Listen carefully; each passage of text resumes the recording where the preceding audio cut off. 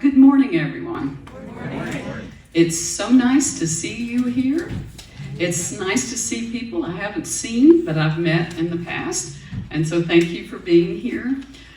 This is our community, and thank you for watching this video, wherever you are, whoever you are, whenever it is. So, thank you. I was away last Sunday. I visited my dad and my sister. My dad lives in Pleasant View, Tennessee, where he was born and raised. So I always thought that was just precious. Pleasant View. May we all have a pleasant view throughout our life, right? Okay, so let's begin today by taking a moment and just being grateful for this beautiful day, for this beautiful place on earth. So here we are by divine appointment. We're here to serve and to cooperate with the Holy Spirit. And we are here to be with each other in harmony, peace, love, compassion, forgiveness, the whole ball of wax.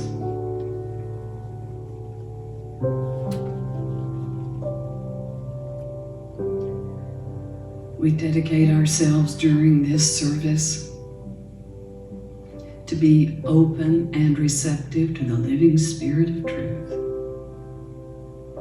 And in so doing, we are blessed. Thank you, sweet Spirit. And so it is. Amen.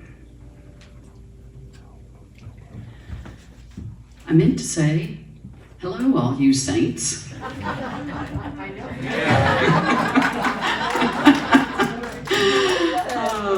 Souls and saints are we all.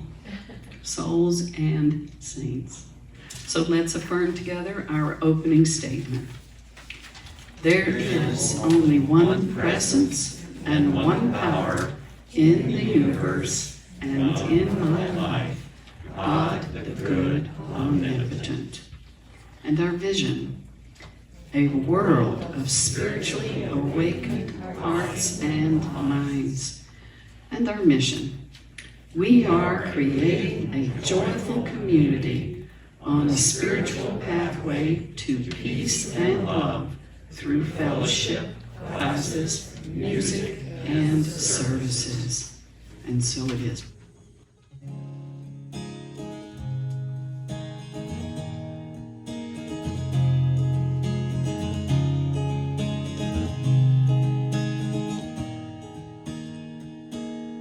Silken sliver in the dark sky, catch a wink or a smile, maybe a shooting star, a silent wish. I believe we are all just passing by, in the blink of an eye, may all go away. All we have is this moment to live for this day. I'm gonna live this dream from the inside, wear it on my sleeve for all to see. Tread lightly, my friend, on my heart you stand. Might have already been, we may be here again. The earth holds our history, what was and what will be, what will be. Tonight she dreams of a gentler day. Tonight I dream of a gentler way. I'm gonna live this dream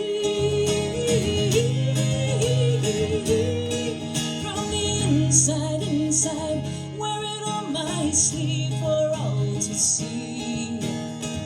I'm gonna live this dream and let it explode from the inside, wear it on my sleeve for all to see. to teach you a little part. Originally, I had a whole bunch of la-di-das in here, and it took my niece a long time to figure them all out, so I've simplified them. All right, here it goes like this. Hang on, we got to get to the right part.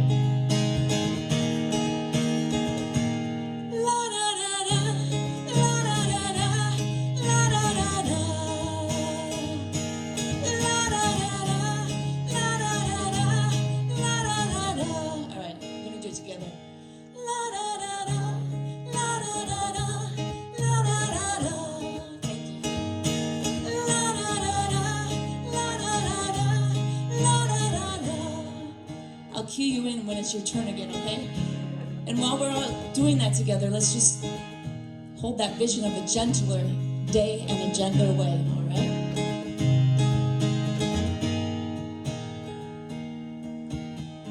Crescent moon on her back, I swear she's grinning at me. What she must see through the centuries.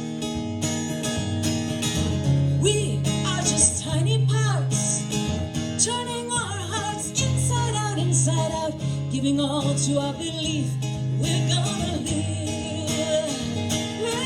this dream, live it from the inside. We're gonna live this dream of a gentler way. Here's your part.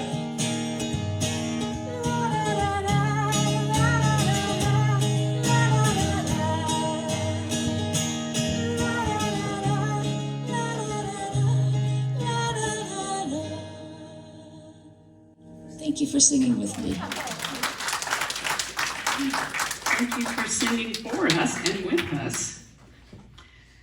Oh, okay, today we're shifting out of fear and into an awareness of how blessed we are. So the theme for November is awareness of our blessings, our prosperity, and ginning up our gratitude. Do you know, for a long time, I jokingly affirmed, and by the way, your subconscious can't take a joke, okay? I'm poor as a church mouse. You ever heard that? Yeah. You ever heard that? Yeah. And I used to think, well, why should church mice be poor? You know, what does it mean to be poor as a church mouse? Research says we don't know what that came from. However, mice aren't going to find much food in a church. And I'm thinking, well, why not? A mouse is God's creature. So I stopped affirming I'm poor as a church mouse. And I've switched that to I'm as prosperous as a mouse in a field of grain. You know? Mice are popular little characters. And they're often star in many children's books. But I did go through a period in my life where I was quite challenged financially. My husband and I had moved back from Hawaii, and we were going to carry on doing what we did in Hawaii, which was sell real estate. And we had plan A. We were going to buy houses, fix them up, rent them, take that money, buy another house, fix it up, rent it, or flip it, or whatever. And we were going to become real estate moguls. You know? Because my faith was in owning a piece of the earth. As a child, I told myself, there's all kinds of stuff that comes and goes, but the earth is solid. You own a piece of the earth, you got a piece of the rock. You know? So that's where my faith was. My faith was in becoming a real estate mogul and owning a piece of the rock. Well, I was in Unity at the time. I had discovered Unity, and I was really into the law of mind action. Thoughts held in mind produce after their kind, right? So all I've got to do is think it, affirm it, and it's mine. Advanced lesson. Wrong. No. It has to be recognized within you before it shows up in this dimension. So we hit a wall. I was living in Nashville, Tennessee, my hometown, we hit a wall. And we started living off our credit cards in order to pay the mortgage. We forced getting the house of our dreams. We got a mortgage, and then the owner took a second for us to afford this house, because we were just sure we could have earned the dollars to pay for it. Wrong. It was so challenging during those times that we would go to the dollar movie, and there was a promotion from Arby's that if you bring in your ticket stub, then you could get 2 sandwiches for the price of 1. We would skip the movie. We'd just go look in the parking lot for tickets. Found them. Go to Arby's, have dinner. Seriously, that's a chapter, several chapters in my life. And then one day, the bill collectors were calling, you know how it is. Maybe you don't. But I lived it for you if you don't. So, one day I had a dream. One night I had a dream. And I dreamed that I was shopping and I had my arms full of stuff, and I was going through the checkout, and I was elated because I had the money to pay for it. I can pay for this. And my licensed Unity teacher at the time came and stood beside me. And she said, "Put that down. It's time you were about your Father's business." And I looked at her and said, "But I can pay for this. I can pay for this." And she said, "Put it down. It's time you were about your Father's business." And she took me by the hand, and we went up a hill, which I believe in my dream was Unity Village. So without 2 nickels to rub together, we applied for the seminary, then called the Ministerial Education Program, my husband and I both, and we were both accepted. He got a scholarship from the men of Untitled Chapter, which is there, and I got grants. And together, we went through school.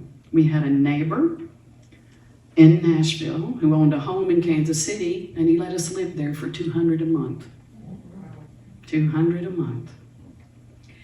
I was a stained glass artist, so in our basement, I made little stained glass wings that were sold in the Unity bookstore at Unity Village. And he was good at refinishing furniture.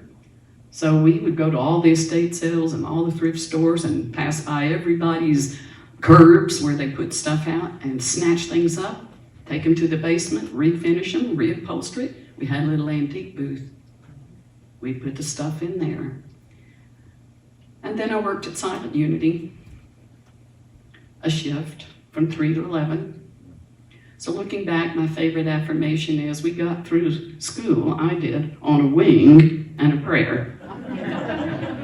And I did. And we did. And we both, even though we're not married, we're still very connected. We both have prospered beyond our wildest dreams. Someone once asked me, "Donna, how did you get from there to here?" I was living on an apartment overlooking the plaza in Kansas City. It was gorgeous. I felt I had arrived, And I just said, you know what? I kept saying yes. I kept saying yes when I had an opportunity. What I had was a prosperity of opportunities. And that's what we all have. A prosperity of opportunities. The question is, do we have the courage to say yes?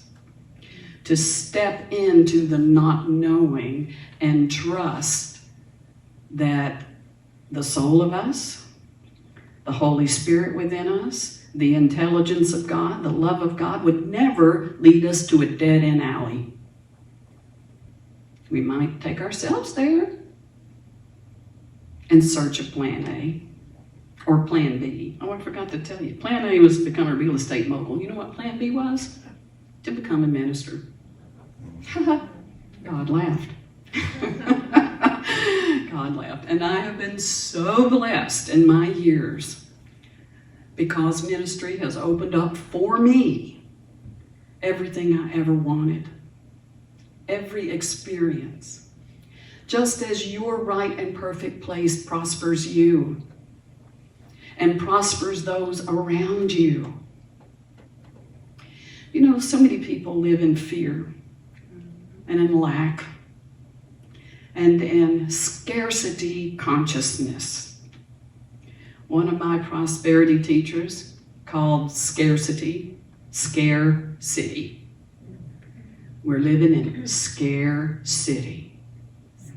We may as well be down on our hands and knees looking for used ticket stubs, which are former prosperity. But wouldn't it be great to just buy all the seats out and stand outside and hand the tickets to people? Anything we want is possible. Is possible if we put God consciousness first. And there's no such thing as God consciousness without the energy of the heart. We have to pay attention to what our inner self is trying to teach us. And we're all students. We're going to be students ad infinitum, in a body or out of body. It doesn't matter. We're going to keep evolving and expanding. Why? Because we're individualized expressions of God. And there is no end, and there is no limit. The infinite field of possibilities is before us right now. What are we going to choose? What are we going to choose? It's our choice. We decree a thing, and it's so for us. Why would we decree that we live in scarcity, that there's not enough resources, not enough love, acceptance, energy, whatever it is, not enough seeds for the garden this year? Why would we affirm anything like that? Why is not every word coming out of my mouth, your mouth, prayer, praise, positive, encouraging? Why isn't every moment of my life spent in recognition of the blessings I have received? Nobody's perfect. When we're in our human self, we go in and out. We have our aha moments of, oh my gosh, what a great life. And then we can go back around like, I don't feel like getting up today. Oh, geez, here we go again. We have these ups and downs. Forgive yourself. Remind yourself of what's true. And pay attention to how you're framing each and every experience, because even if it's a tough one, and who among us has not had tough spots in life, challenges in life, even those are for our soul's growth. And when our souls grow, we're happy. We're happy. And when we're not happy, it's because, as my first unity minister said, we're standing on our own hose trying to water the garden. Get your foot off the hose. Because the universe is here to support you. Now, we can affirm things with feeling. We can feel it inside of us that it's imminent. It's already forming in the ethers, as Charles Fillmore said. And pretty soon, it's going to be here. It's going to be here. But what happens if it doesn't show up? That was a real crisis of faith for me. I had a friend in Hawaii who used to write checks with no money in the bank because she had faith God would put the money there by the time the check cleared. I think that's illegal. Kiting. So I learned not to do that. Take action when the resources support it, and trust that. In the meantime, be patient, keep the faith, because it may not be the time for something to manifest for you, for your highest good. Maybe your motive for wanting something to manifest isn't for your highest good. What if it's to get even? The best revenge is getting even, Let's stay centered in God, right? Seek first the kingdom, and all else will be added. Now I want to speak a little bit about tithing, because that's a Christian practice. It comes from the Old Testament. It's Malachi chapter 3, verse 10. Bring the whole storehouse unto me, so that my house may be full, saith the Lord of hosts. Prove me now if I will not open the windows of heaven and pour out such a blessing that you will not be able to receive it. That's one translation. The Lamsa Bible, which is the Bible closest to the language that Jesus spoke, it's translated from the Aramaic, ends that verse this way. If I will not pour out for you such a blessing until you say it's enough. Big difference. How many ways do we say, oh, it's enough? I know. The desire of my heart is, but I'll settle for this. That's enough. Pay attention. The living spirit of life and love is trying to bless you. And when you are aware of how deeply you are blessed, then bless others. Tithing, when I was first taught tithing, we'll give 10% and 100-fold will come back. Oh, I thought that was the magic. That was the magic. I won't say bullet, but I might as well say it. Yeah, that's it. I'll give $1, and you know what? 10's going to come back to me. No, it doesn't work that way. As you give, you receive. As the consciousness with which you give is what you're getting back tenfold. You give with obligation, you're going to be one obligated human being.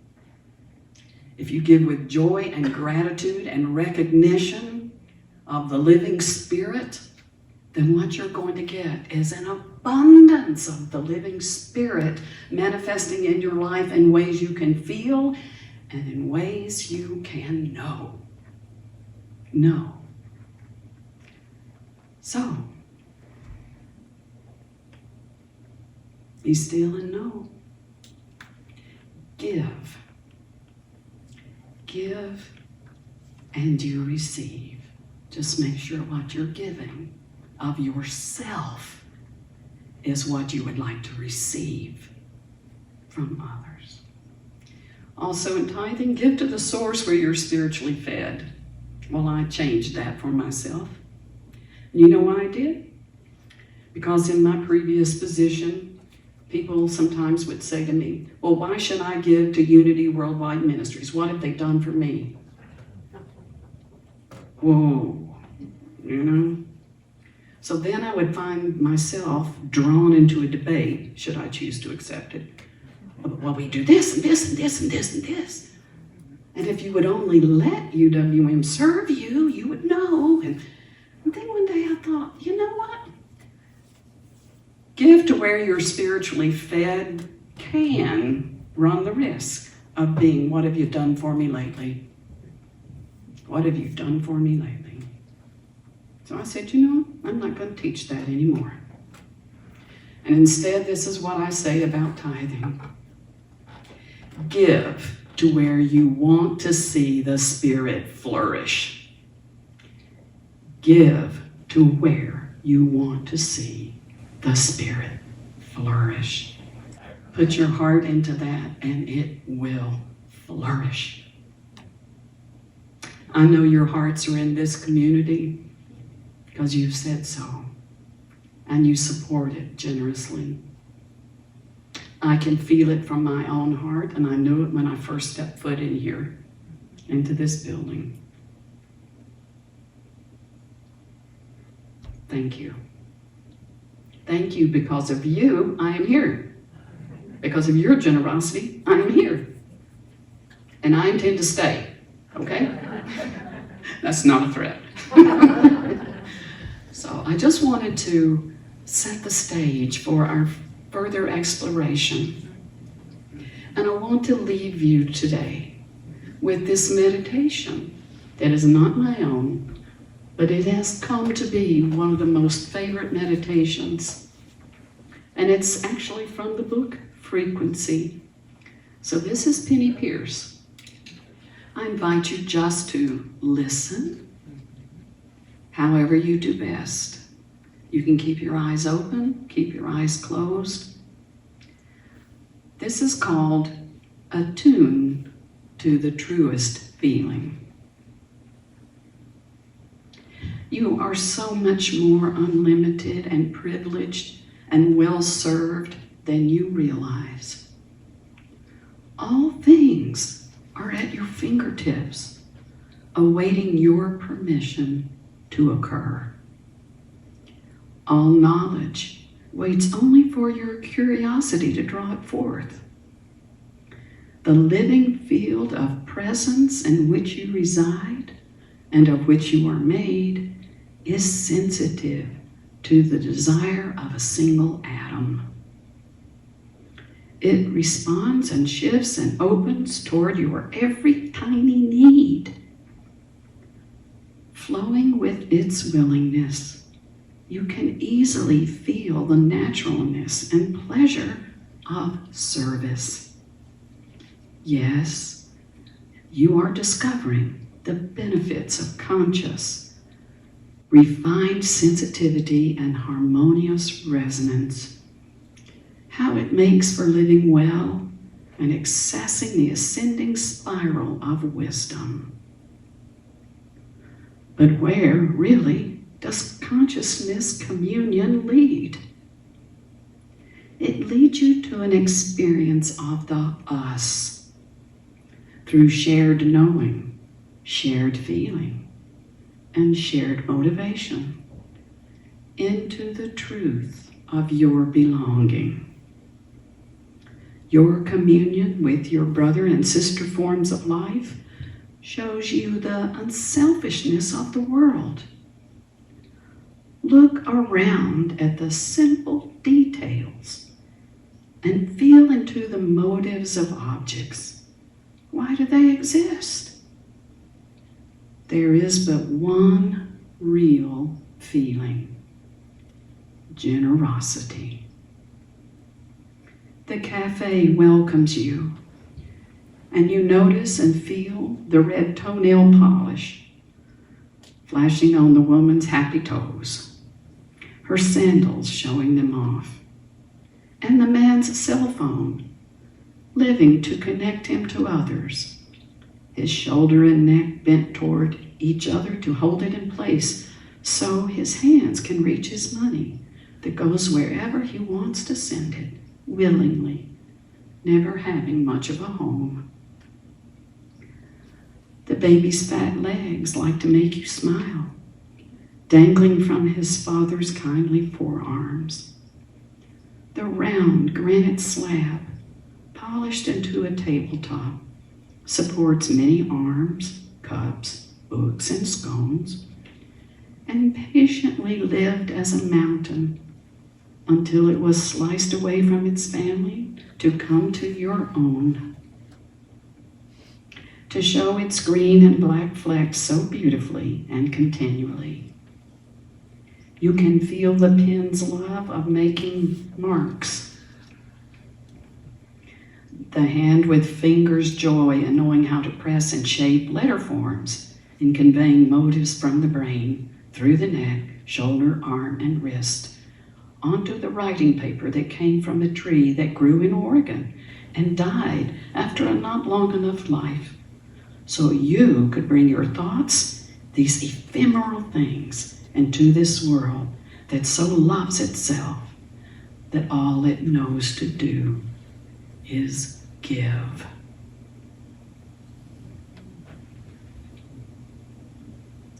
This world, and all it knows to do is give. And so it is. Let us have eyes to see, ears to hear, hearts to receive, mouths to speak, and minds to remain open.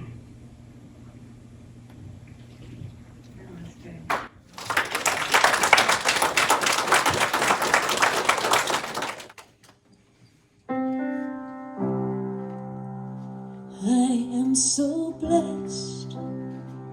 I am so blessed. I am so grateful for all that I give. I am so blessed. I am so blessed. I am so grateful. I am so blessed. I am so blessed. I am so blessed. I am so grateful for all that I have. I am so blessed. I am so blessed. I am so grateful. I am so blessed. And we are blessed to have you. Thank you. Let us stand, and we're going to bless our offering. And we know that there are many ways to give, and everyone can give something. Everyone. It's not the amount, it's the energy behind it, the prayers that go with it, the love, the appreciation. That's what really prospers a community. It's what prospers everything.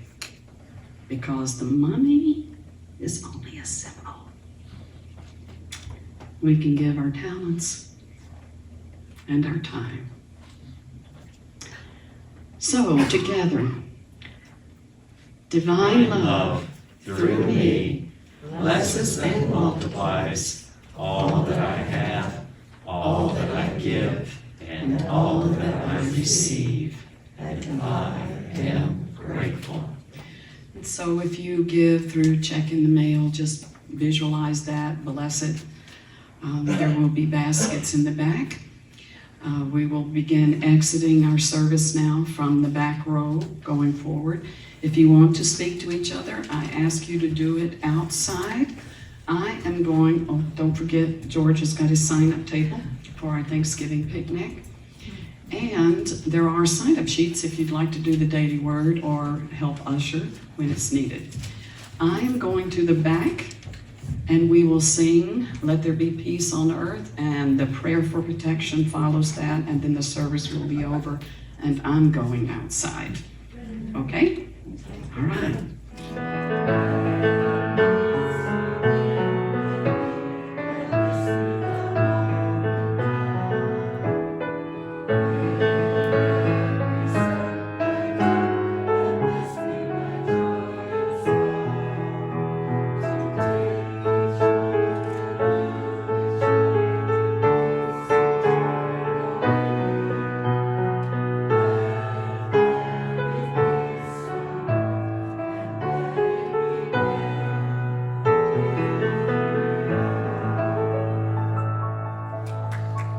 The light of God surrounds us. The love of God enfolds us.